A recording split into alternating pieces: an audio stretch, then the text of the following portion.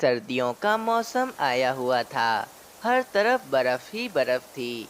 जंगल के पक्षियों ने सर्दी से बचने के लिए अपने अपने लकड़ियों के पक्के घर तैयार कर लिए थे, जिसमें वे अपने परिवार के साथ रहते थे। सभी पक्षियों ने तो अपने लकड़ियों के घर तैयार कर लिए थे, लेकिन वहीं कालू कौवे और रानी कौवी ने अभी तक अपना घर तैयार नहीं किया था, और वे ठंडी में अपने घोंसले में बैठे होते हैं। कालू जी, कितनी ज्यादा सर्दी हो रही है। देखो ना, सभी पक्षियों ने अपने अपने लकड़ियों के घर बना लिए हैं, लेकिन एक तुम इतने कामचोर हो कि तुमने अभी तक अपना लकड़ी का घर नहीं बनाया है। तुम कब बनाओगे? रानी, सर्दी तो मुझे भी बहुत लग रही है, लेकिन अब हम क्या कर सकते हैं? जंगल का कोई भी पक्षी हमें अपने घर में आज के दिन रुकने नहीं देगा। बस कालू जी, बस करो। मुझे तो बहुत भूख भी लग रही है। तुम कहीं जाओ और जाकर भोजन लेकर आओ। जल्दी जाओ। रानी, इतनी सर्दी में हमें कौन भोजन देगा? और मुझसे तो अभी उड़ा भी नहीं जाएगा। कालू जी, सभी पक्षियों ने अपने घरों को भोजन से भरा हुआ है।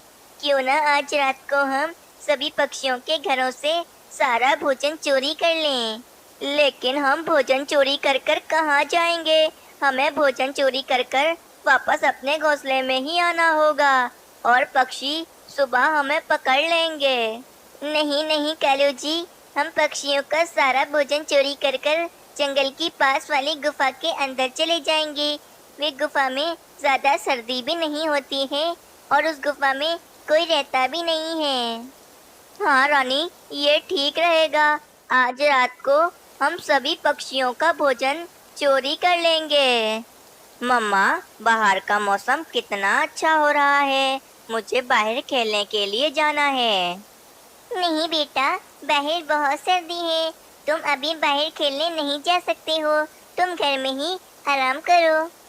मीनू चिड़िया ने भी अपने घर को भोजन से भरा हुआ था, क्योंकि मीनू चिड़िया को पता था कि सर्दियों के मौसम में भोजन ढूंढना बहुत ही ज़्यादा मुश्किल होता है। जंगल में रात भी हो जाती है। सभी पक्षी भी अपने अपने घरों में आराम से सो जाते हैं। अच्छा हुआ रानी, तुमने ये लकड़ियाँ जला ली। हमें अब सर्दी थोड़ी कम लग रही है। कालू जी, सर्दी को छोड़ो। देखो रात हो गई है। चलो, जंगल के सभी पक्षी भी सो गए होंगे। हम सभी पक्षियों के घरों में जाते हैं और उनका सारा भोजन चोरी कर लेते हैं। और फिर कालू कौवा और रानी कौवी पक्षियों के घरों में उनका भोजन चोरी करने के लिए चले जाते हैं। कुछ ही देर के बाद कालू कौवा और रानी कौवी सभी पक्षियों का भोजन चोरी करके अपने घोंसले में आ जाते हैं। रानी, ये 2 पोटलियाँ भोजन से भर गई हैं। चलो, हम अपने जंगल की पास वाली गुफा में चले जाते हैं। वहाँ हमें कोई पक्षी ढूंढ भी नहीं पाएगा। हाँ चलो चलो कालू जी, एक पोटली तुम उठा लो, एक मैं उठा लेती हूँ। चलो जल्दी करो। और फिर कालू कौवा और रानी कौवी जंगल की पास वाली गुफा की तरफ चले जाते हैं। रानी, इस गुफा में तो काफी ज्यादा अंधेरा है। मुझे तो कहीं पर भी कुछ दिखाई नहीं दे रहा है। चलो, मैं लकड़ियाँ जलाता हूँ। और फिर कालू कौवा पास ही पड़ी लकड़ियाँ जलाता है और थोड़ी बहुत रोशनी हो जाती है। रानी, चलो हम यहीं पर ही सो जाते हैं। सुबह होते ही हम अपने लिए नया घोंसला बना लेंगे। और फिर कालू कौवा और रानी कौवी वहीं पर ही आराम से सो जाते हैं। अगली सुबह हो जाती है। जब जंगल के पक्षी उठते हैं तो वे देखते हैं उनके घरों से तो सारा ही भोजन किसी ने चोरी कर लिया है। अरे बाप रे बाप, मेरा भोजन कहाँ चला गया? मैंने कितनी ही मुश्किलों से जमा किया था। बाप रे, अब मैं क्या खाऊंगा? मानो चिड़े, हमारा भोजन कहाँ चला गया? कितना सारा भोजन था। लगता है कल रात किसी पक्षी ने मेरा सारा भोजन चोरी कर लिया है। बाप रे, मेरे चने के बीज, भुट्टा और मेरे सरसों के बीज कहाँ चले गए? मैंने कितनी मुश्किलों से जमा किए थे। अब मैं क्या खाऊंगा? सभी पक्षी बहुत ही ज्यादा परेशान हो जाते हैं। वहीं दूसरी तरफ कालू कौवा और रानी कौवी जब सोकर उठते हैं तो वे देखते हैं उस गुफा में तो एक जालिम चील होती है। वे चील कालू कौवे और रानी कौवी को घूर घूर कर देख रही होती है। चील दीदी, आप इस गुफा में क्यों आई हो? इस गुफा में मैं और मेरी पत्नी ही रहते हैं। आप यहाँ से चली जाएं। बेवकूफ कौवे, इस गुफा में मैं कई सालों से रह रही हूँ और आज तुम दोनों इस गुफा में रहने के लिए आए हो।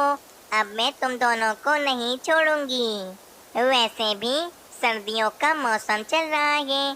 काफी दिनों से मैंने किसी पक्षी का मांस नहीं खाया है। चलो, आज मैं तुम दोनों का ही मांस खा लेती हूँ। चील बहन, आप हमें छोड़ दें। अगर आप हमें छोड़ देंगी तो आपको हमारे बदले में ढेर सारे पक्षियों का मांस खाने को मिलेगा। वो कैसे?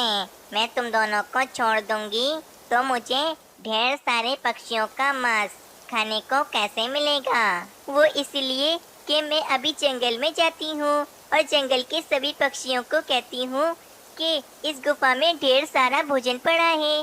सभी पक्षी भोजन के लालच में इस गुफा में आ जाएंगे। फिर आप सभी पक्षियों का मांस खा लेना और हम दोनों को छोड़ देना।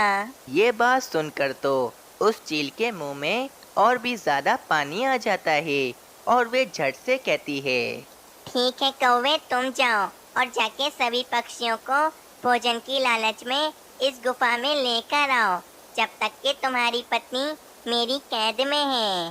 ठीक है, मैं जाता हूँ। लेकिन चील दीदी, आप मेरी पत्नी को जरा सा भी नुकसान नहीं पहुँचाएंगी? हाँ ठीक है, मैं तुम्हारी पत्नी को नुकसान नहीं पहुँचाऊंगी। तुम जल्दी जाओ। और फिर कालू कौवा पक्षियों के पास चला जाता है। मीनू चिड़िया, जल्दी चलो। हमारे जंगल की पास वाली गुफा में ढेर सारा भोजन पड़ा है। देखो, ये सब पक्षी भी मेरे साथ ही उस गुफा में चल रहे हैं। चलो चलो, जल्दी तुम भी चलो। मनु चिड़े, मैं अभी कुछ देर में वापस आ जाऊंगी। तुम घर से बाहर कहीं पर भी मत जाना। और फिर कालू कौवा जंगल के सभी पक्षियों को लेकर जंगल की पास वाली गुफा की तरफ चला जाता है। और फिर कालू कौवा सभी पक्षियों को लेकर उस गुफा के अंदर आ जाता है। वे चील इतने सारे पक्षियों को देखकर तो बहुत ही ज्यादा खुश हो जाती है। चील दीदी, मैं सभी पक्षियों को ले आया हूँ।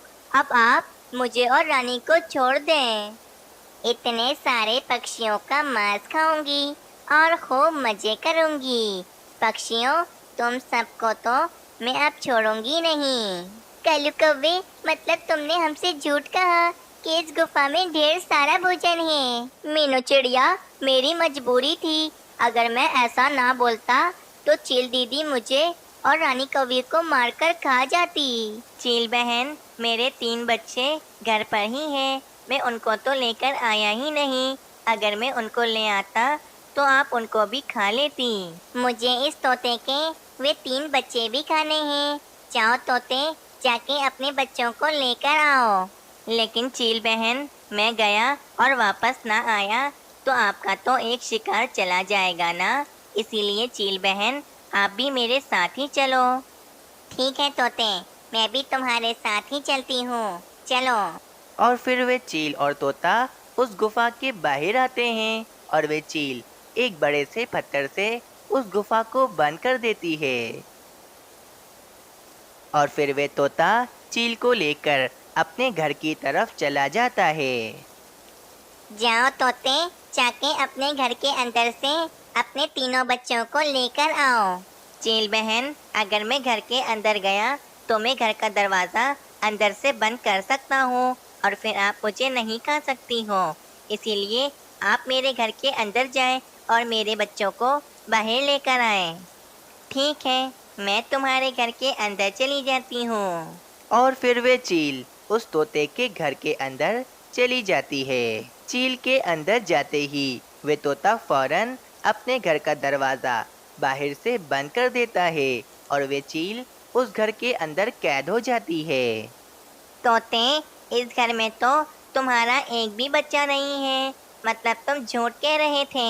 हाँ चील बहन, इस घर में मेरा एक भी बच्चा नहीं है। मैंने आपको बेवकूफ़ बनाया है और आप मेरे घर में अब कैद हो गई हो। अब आप कभी भी इस घर से बाहर नहीं निकल सकती हो। उस तोते ने चील को बेवकूफ़ बनाकर अपने घर में हमेशा हमेशा के लिए कैद कर लिया था। और फिर वह तोता फौरन पक्षियों के पास गुफा की तरफ चला जाता है। वे तोता उस गुफा के पास आता है और वे पत्थर उस गुफा के पास से हटाता है। तोता उस गुफा के अंदर आता है और सभी पक्षियों को बताता है कि कैसे उस तोते ने चील को बेवकूफ़ बनाकर अपने घर में कैद कर लिया है।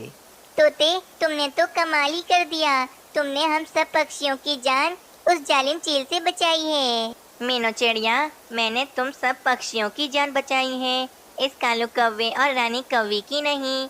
इस कालू कौवे और रानी कौवी को तो कड़ी से कड़ी सजा मिलनी ही चाहिए।